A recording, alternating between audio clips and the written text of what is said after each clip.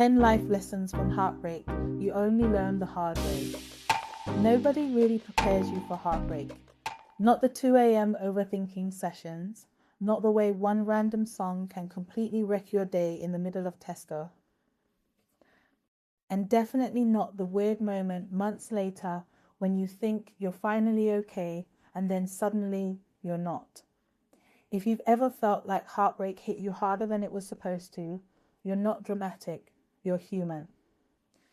But here's what most people miss. Buried inside that pain are lessons that can genuinely change your life if you're willing to see them. In this video, we're unpacking 10 life lessons heartbreak teaches you the hard way, the ones no one really warns you about. Whether you're deep in the messy middle right now or slowly finding your way back to yourself, these lessons will help you make sense of what you've been through.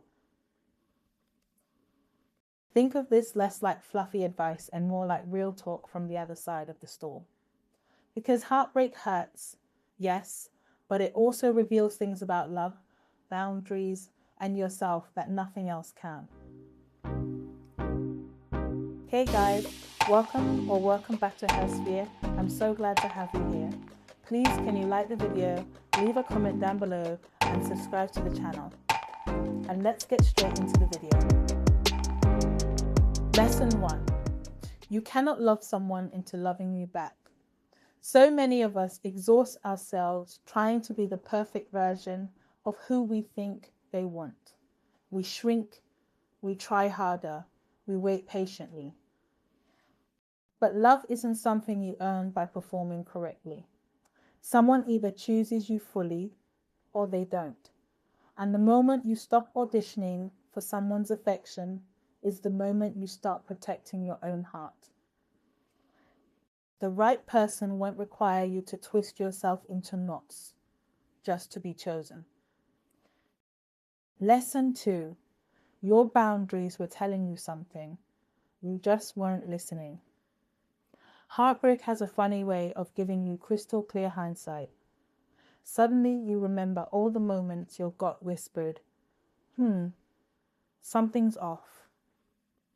Those small discomforts, they matter. Because your real non-negotiables aren't theoretical, they're the things that quietly chip away at your self-respect when ignored. The uncomfortable truth is that growth often starts with that moment of, oh, I knew. Your boundaries aren't walls meant to push love away. They're instructions for how you need to be treated. Lesson 3. Healing is not linear, and that's completely normal. People love neat timelines for heartbreak. Give it 6 months, half the relationship length. But grief does not care about your calendar. Healing looks more like a messy scribble than a straight line. Some days you feel strong and clear, and then a random Wednesday hits, and you're back in your feelings. That doesn't mean you're failing. It means you're human. Your healing timeline depends on your story, your support system, and whether you're actually letting yourself feel instead of just staying busy. Lesson 4. The red flags were there. You chose to see them as amber. This isn't about blaming yourself. It's about recognizing something deeply human. We often know things long before we're ready to act on them. The inconsistency, the uneasy feeling, the pattern that didn't quite sit right. Your job now isn't to become paranoid in future relationships. It's to trust your instincts a little sooner next time. Because your gut is usually less dramatic than your overthinking mind would have you believe. Lesson 5. Ruminating about your ex is a habit, not a feeling. You know the loop. Replaying that one conversation for the 47th time, like it's going to magically produce new answers. But overthinking is your brain trying to solve something that doesn't actually have a clean solution. You can't logic your way out of heartbreak. What helps is gently interrupting the spiral, journaling, moving your body, talking it out, or simply naming it, okay, I'm ruminating again. Awareness breaks the loop faster than force ever will. Lesson 6. Self-love is not a cliche. It's a practice you have to actually do. After rejection or betrayal, it's painfully easy to turn against yourself. Suddenly, you're questioning whether you were too much or somehow not enough. Real self-love isn't just bubble baths and affirmations, though honestly, keep those if they help.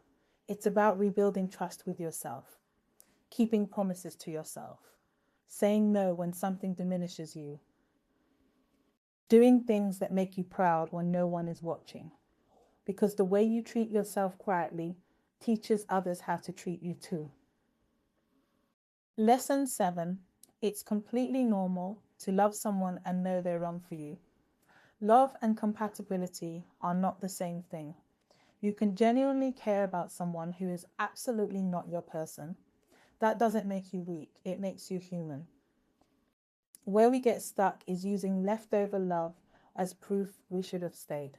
But love alone has never been enough to sustain something that was hurting you. Sometimes the most mature thing you can do is hold both truths at once. Lesson 8. Forgiving yourself is the work nobody talks about. Lesson 8 is the quiet, difficult one. Forgiving yourself is part of the healing. Everyone talks about forgiving the person who hurt you. Almost no one talks about the work of forgiving yourself. Maybe you stayed too long. Maybe you ignored your needs. Maybe you weren't perfect either. The goal isn't to avoid accountability. It's accountability without cruelty. You're allowed to have been human in this. You're allowed to have learned the hard way. Carry the lesson forward, but you don't have to carry the shame with it. Lesson 9. Heartbreak can reveal what you've been avoiding about yourself. The way you overgave, the way you panicked when someone pulled away, the way you kept the peace at your own expense. None of that usually starts with one person. Heartbreak has a way of shining a spotlight on the deeper patterns running quietly in the background. And while that can feel confronting, it's actually powerful information.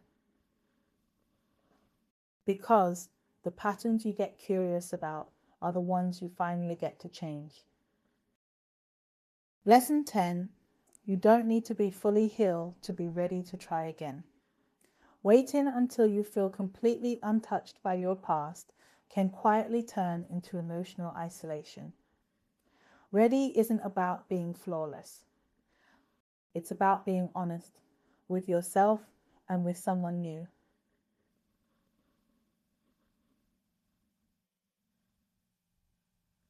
If you can think about your ex without your whole day collapsing, if you feel genuine curiosity about someone new, if you're not just trying to fill a void, you might be more ready than you think. Final thoughts. Here's the real gift hidden inside heartbreak. The version of you that comes out the other side is often more self-aware, more boundaried, and more emotionally intelligent than the one who went in. That's not a consolation prize. That's growth in real time. You are not less lovable because something ended. You are not broken because it hurt as much. You are, quite literally, in the middle of becoming someone wiser and stronger than before. And that transformation, it matters more than you realize right now. If even one of these lessons hit a little close to home, you're not alone and you're definitely not behind. Drop a comment below and tell me which lesson resonated with you most. And if you know someone who's quietly going through heartbreak right now, share this video with them. It might be exactly what they need to hear. Don't forget to like and subscribe for more honest conversations about healing, growth, and becoming your strongest self. I'll see you in the next one. To learn more about this topic, check out the description box below. Thank you so much for watching, and I will see you in the next video.